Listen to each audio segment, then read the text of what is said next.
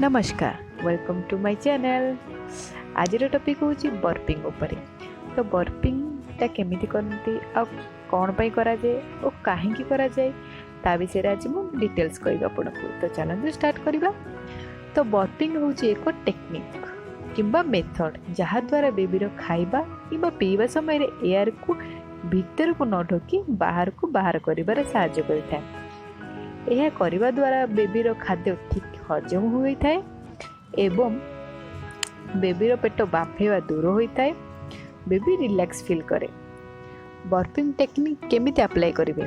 तो बेबी को क्षीर खुआई सारा पर ठीक पोजिशन में ब्रेस्ट फीडिंग करवा बा क्षीर खुआइबा तो ब्रेस्ट फीडिंग टाइम रे जेमिति बेबीर पार्टी कभर होता सबुआड़े। जदि एसबू ठीक से न हुए ताहले बेबीर एयर ढोकार चांस थाए। से बेबी को खुआइबा बा पीएबा पर बर्पिंग करवा दरकार। तो देखंतु मु केमिति बर्पिंग करिछि। तो आपण सेमिति ही बर्पिंग करेंगे। ठीक रे बर्पिंग करंतु आउ पिलार गैस दूर हम ता सहित पेट बाफेवा भी दूर हम आ बेबी रिलैक्स फील करेंगे। तो देखंतु